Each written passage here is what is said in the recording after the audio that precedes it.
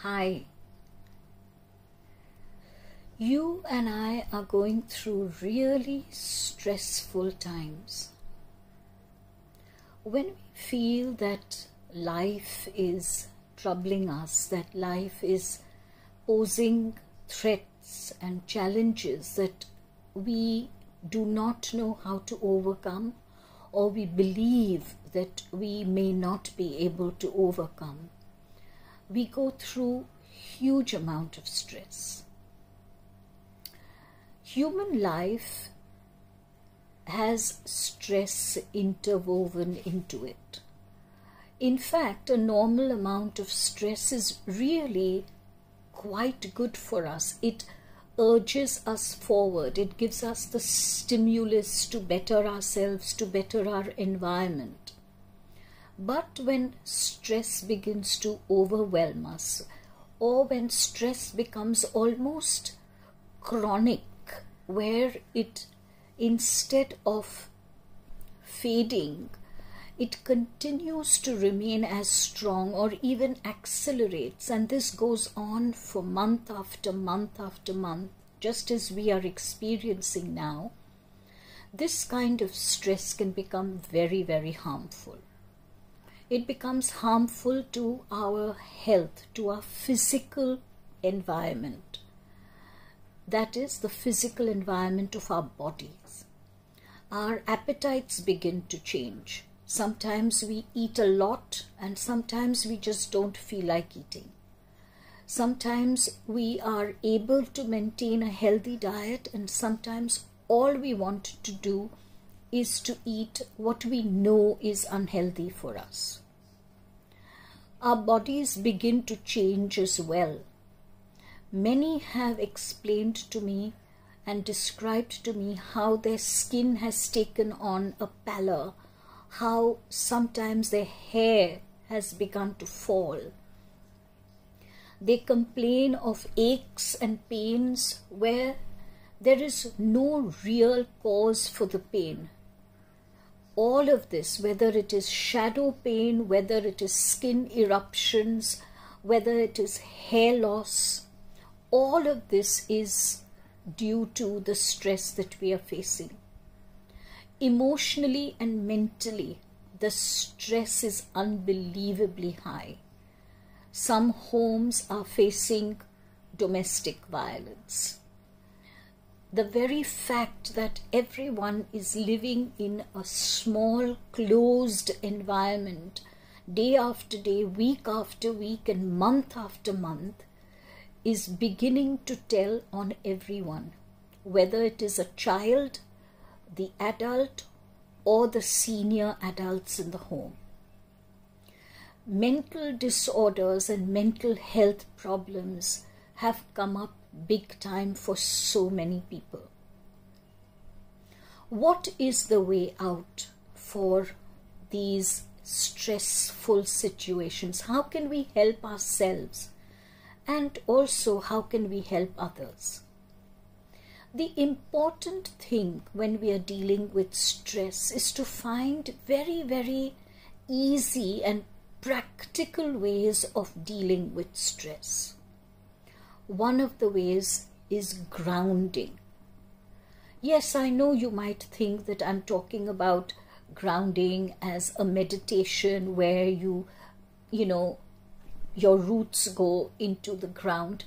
Yes, that is one way, but I'm not really referring to that. I'm talking about grounding yourself into life. You see, stress has an ability to hook us. It is like a hook. Its energy has the ability to hook itself into our energy structure. Now you know that when anything hooks into you, it does not allow it to free itself. In fact, the way to remove the hook often tears whatever it is hooked into. And that's exactly what happens with our energies. Our emotions, our thoughts, the stressful situations that we are facing, they hook into our energies. And very often they tear our energies before the hook leaves. This creates holes and tears in our energy space, and that creates an avenue and an inlet for unwelcome energies to enter your system. So when I am referring to grounding, I am referring to those practical, small, easy things that we can do to unhook ourselves from these emotions and thoughts. And one of the simplest ways is to engage with life. You know, you and I have stopped engaging with life in that vital manner that we used to, because the way we used to engage with life was to go out, was to have friends over, to go out with friends, to go and enjoy a movie, to have a picnic, a holiday. We can't do any of those anymore, or we can do them very, very, very little. So how does one engage with life? This is an important topic to discuss. We are looking at different avenues of engagement.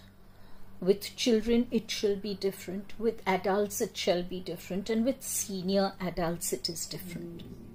But the problem is everyone seems to be overwhelmed with what they are facing. And so that engagement with another is just not happening. To engage with life, to engage with your family, is to actually now find ways to relate. But first you have to find ways that will work for you to unhook yourself from these negative energy thoughts and feelings, attitudes and beliefs. If you feel that life has just become so tough and I'm not able to deal with it, then you are actually allowing these hooks to go deeper and deeper into your system. Things are difficult. We are not wearing rose-colored glasses. But it doesn't mean that you live a life that is filled with despair and hopelessness. You've got to find practical, easy ways to calm your mind, to de-stress. Spirituality has to now come out of the books that you are reading and the seminars that you are attending. It has to become a part of your daily life. To be spiritual is not only to meditate, is not only to chant. Spirituality is a way of life.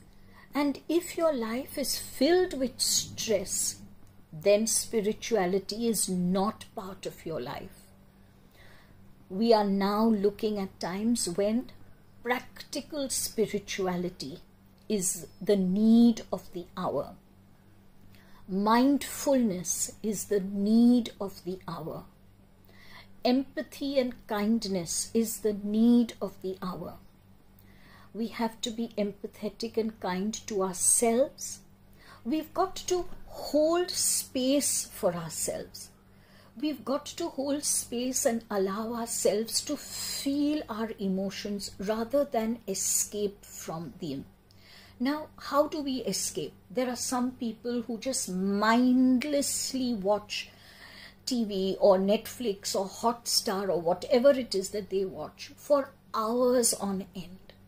Some people play their computer games. There is nothing productive that can take place if one is escaping. Any kind of escape will not bring you the positive result that you are looking for. Don't try and escape from the stressful times. Believe you me, yes, Corona will go in time, but that is not going to stop the stress. The coming 3 to 4 years will pose different stressful challenges in your life and in mine. How many of these challenges are we going to run away from? Or Are you and I going to be defeated? Are we going to resign ourselves to our fate? The answer is an absolute no to all these questions. You and I have to find a way to stand up tall, to touch our inner power, to come back to engaging with life, to address our own needs and the very, very special needs of our children and the senior adults in our home. Our children have lost out on many vital months of social relationships. In a child's life, in a growing child's life, this socializing is of vital importance. They have lost this opportunity for a considerably long time. What are the future consequences of this? We don't really know. But I know that if we begin to engage with them in a way that is positive, in a way that is productive, we can certainly help them over this hump. Senior citizens are old and frail and weak, and they are very scared. Many of them speak to me privately that they are scared to talk of their fears and their frailties to their families because they don't want to appear to be burdens on them. But they don't know what to do because these unspoken fears and insecurities are being suppressed, and it's just making them feel worse emotionally and physically.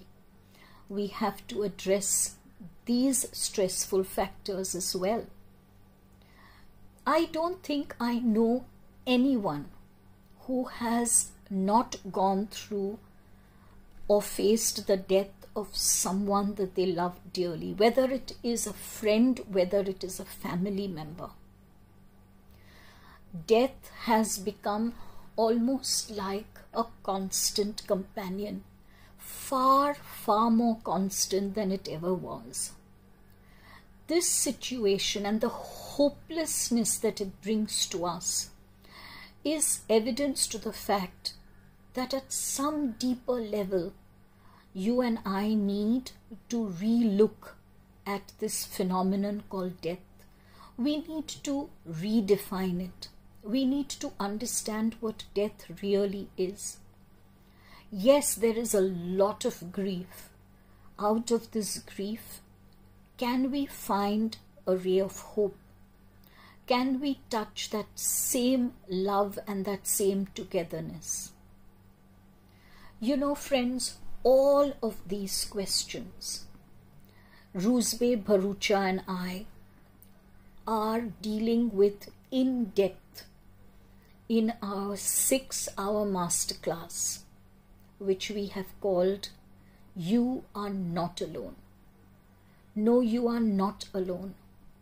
Rusbe and I are bringing to you this masterclass to help you to cope with stress in ways that are practical, that do not require you to go and get help from someone else.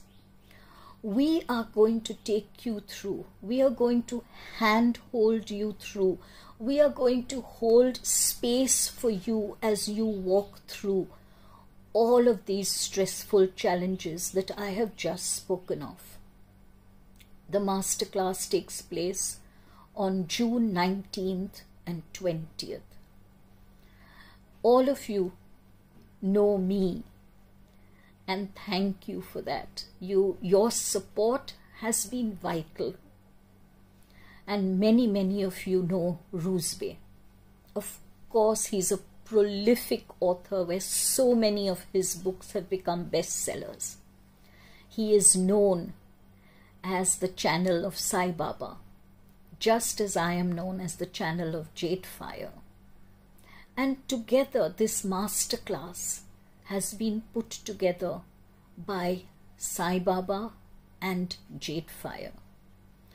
Our two cosmic masters have guided us about what to speak, what to include in this masterclass, and how best to take you through so that once again you feel hopeful, you feel strong, and you feel power-filled.